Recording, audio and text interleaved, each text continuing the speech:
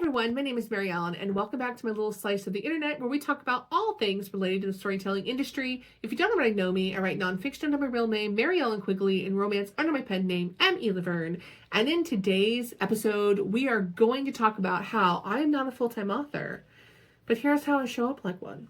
If you're watching me on my YouTube channel, yes, I have a ring light.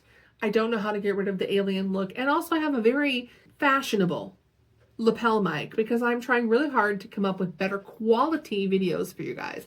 So you have to let me know if this audio is at least a little bit better than what I usually produce. But that's not what we're here to talk about today. We're going to talk about how I'm not a full-time author, but I show up like one. Those of you who have been following my journey here on YouTube for a while know that over the last year or so, I have really changed my mental focus from writing being something I do as a hobby for fun on the side to more of a career-minded focus. And the reason I'm doing that is because I had a couple of realizations last year. You can go back and look at previous videos, but I had some realizations last year that I really love writing and I really want to make a go of it as much as possible.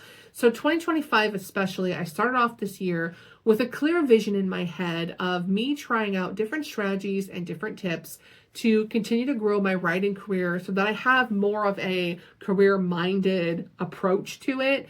Because looking at past videos, you can see that I really didn't take it all that seriously. And if things didn't get done in time, they didn't get done in time. And I realized that approaching it that way is just not going to get me where I want to go. And I get it, right? Especially for those of you guys who are married and you have children and spouses and you're balancing work and career and life and writing and personal life and social activities and blah, blah, blah. It's a lot to balance everything, but I'm thinking that some of the things I've learned this year might be helpful to someone other than me. So I'm going to share them with you. And if you have tips and tricks that you recommend, let me know because I would love to learn from you as well. So how do we change what we're doing to make significant progress in our author journey? The first one is that your mindset matters. I learned this one last year. If you constantly approach your writing like it's a hobby, it's something you do for fun, it's not that serious, I write for fun when I have time, or I'm an aspiring author, number one, you are not taking it seriously, and number two, no one else will take it seriously. Instead, approach it as though you are already a professional. Because I'm guilty of this. I'm not going to lie. I had a coworker a few weeks ago talk about, hey, I Googled your name, which that was a little scary. And they were like, I see that you're also a writer. And I was like, oh yeah, I write books on the side for fun. Wait, but I'm an author. Why am I pretending like it's not a big deal? Like, that was my dream as a child, to have a book for sale in a bookstore. Guess what? I do. So why am I like, oh, it's just something? No, you're an author. Be proud of yourself. And if you're still an aspiring author, still be proud of yourself because a lot of people have a dream to write a book and they never do it. You're doing it. Be proud of yourself. Own it. So quit approaching your writing like it's not that important. Because when you start taking it seriously, other people are going to start taking it seriously as well. Number two is that consistency is key. Now, this does not mean that you have to write every day, so don't get overwhelmed by that. What this does mean is that you need to write consistently. So if you only have time one day a week on a Sunday afternoon to write for an hour, then put it on your calendar. The trick is to make it an appointment with yourself. So what I always tell people is that I put writing into my daily planner as though it's a part-time job. I put it on my calendar, I block out time, nothing else gets scheduled during that time. That is my dedicated writing time. And a lot of times it's 2 hours on a weekend. Now I try to find time during the week. You guys know from other videos I've done, I've tried writing in the morning, I write during lunch breaks, I write throughout the week. But as far as like dedicated, these are my hours, I'm sitting with my butt at a desk and I'm writing. I have it on my calendar as though it is an appointment and nothing interferes. I live on my own, so this is much easier to do. But if I had family or whatever, shut the door. It's like I'm at work. Pretend I'm at work. You cannot bother me. I am working on my writing. And being consistent like that helps you build a habit and also helps you to make progress so that you're not feeling like you're constantly behind and I'm never going to get this book written, because you see the progress happening every week. And so that's my biggest tip, is to schedule time on your calendar. And again, if you've got small kids, maybe it's 15 minutes, but put it on your calendar and do it every single week, because then you are making progress towards that goal. Number 3 is learn to have a thick skin, because criticism and rejection are part of being a writer. That is the hardest lesson I've had to learn. Someone will read your book and tell you how much they hate it. Someone's going to comment on your TikTok and make you feel like an idiot. There are a lot of keyboard warriors over on TikTok, and part of building an author career is building an online presence. So that is why I say have a thick skin, because you will have those comments that you're just like, or the people who are like, your book sucks or whatever. And then you just, if you're like me, I just immediately start beating myself up. I had to learn over the years to just delete the comment and let it go. Delete the comment, let it go. If you let it stick with you, it's going to hurt your self-esteem, but it's just part of the process. And the important thing that I say, especially when it comes to like, oh, I got a bad review on my book. Reviews are not personal. It's part of the process. It's just part of the process. Learn to have a thick skin. And don't let it bother you. Like, I know you want it to let it bother you. That's hard. It's easier said than done. I understand. But if you want to make this career, you're going to have to learn to have a thick skin. Number 4, set weekly goals. So I do that with my Kanban board, but your weekly goals can look like whatever you want your weekly goals to do. And here's why.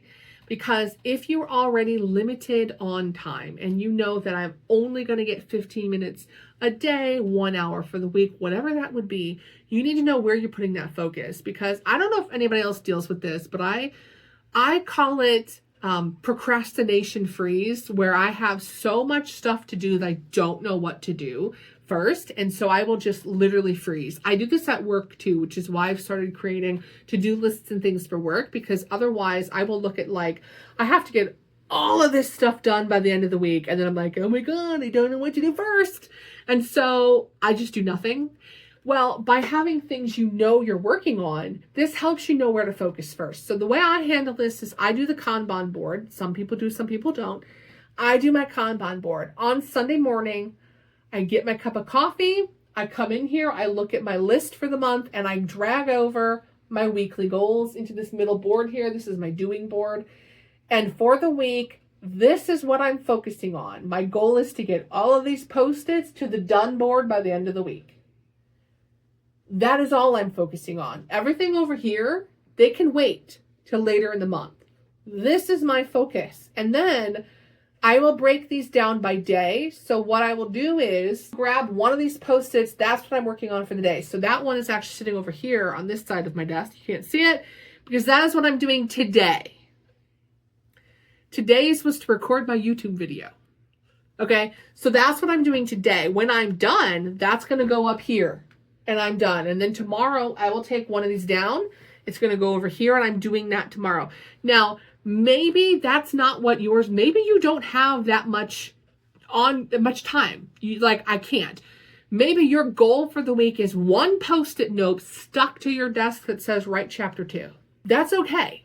Whatever that goal looks like for you, you can have a million of them, which is what this feels like sometimes, or you can have one, but have something that you're working towards, because that is going to really help you stay organized and stay focused, so that when you do grab that 15 minutes that you have that week, you're actually using that 15 minutes wisely rather than trying to figure out what you're going to do. And then you've wasted half the time trying to figure out what you're going to do. So that is a really important tip that I have learned this year, is to have specific things you are working on. And also it's very satisfying at the end of the day to put your Post-it note on the done board. Just saying. And number 5 is to tap into the author community. It is so easy to get stuck in like this solitary world of writing. You're writing in a silo and you feel like you're no good and you compare yourself to other people. But the truth is there are a lot more people in the same boat as you than you think there are. And if you're watching my video, it's probably because you've already tapped into the AuthorTube community. But there's Author Talk, there's Discord servers, there's Facebook groups if you're still on Facebook, there's Reddit communities, there's all kinds of online places you can go to connect with other writers. And what I have found is that there are even I do Facebook groups because I'm old, but there are even writers groups that are just for romance authors, just for self-published authors, whatever it is. There's so many ways to tap into communities of people that are like you with where you're at. And a lot of times when I'm just feeling really down, like I'm never going to make it, my books aren't that good, I'm all up in my feels, I've found that by going to one of these communities and talking to other authors who are in a similar spot, lifts my spirits, encourages me, motivates me, and helps me to understand that we're all in this together. It's all a work in progress. You're not as bad at it as you think you are. You just have the same imposter syndrome that everybody else has. And tapping into those communities has been huge for me. It's also inspiring because every time I sit here and I'm like, I'm never going to turn this into a career, I can find someone who's like, hey guys, I hit 6 figures and I quit my day job today to become a full-time author. You see those stories and it inspires you because you're like, if they did it, I can do it too. And so tap into the author community wherever you want to tap into the author community, because it is just so helpful to have that perspective as you go along your journey. So those are the 5 tips I have that I have learned so far this year. And as I said, I am still a work in progress. There's a lot of things that I need to learn. And I would love to hear from some of you guys who have been along this journey. What are you learning? What are you working towards? How do you approach your writing career like it's a career, even if it's not really a career yet? And how are you juggling writing with life's other demands? So let's start a conversation. Let's learn from each other. But at the end of the day, the biggest shift for me this year has been changing my mindset. I've even had a few friends be like, you're getting so much done this year. And I'm like, yeah, because I'm actually approaching it like it's a job. I'm approaching it like it's a part-time job. And it's on my calendar every week instead of I'm going to do this when I find time. That has been the hugest change for me. And it's a lot of work. It's a lot of added stress on some weeks, but I'm getting things done. And my only hope is that these will actually result in some very well-written books. Let's put it that way. Some good books that people actually enjoy at the end of the day. Let's talk about it. I can't wait to hear from you guys. If you enjoyed my video, be sure to give it a thumbs up, subscribe, share, comment, all of the things. Otherwise, I will see you in the next one. Bye, guys.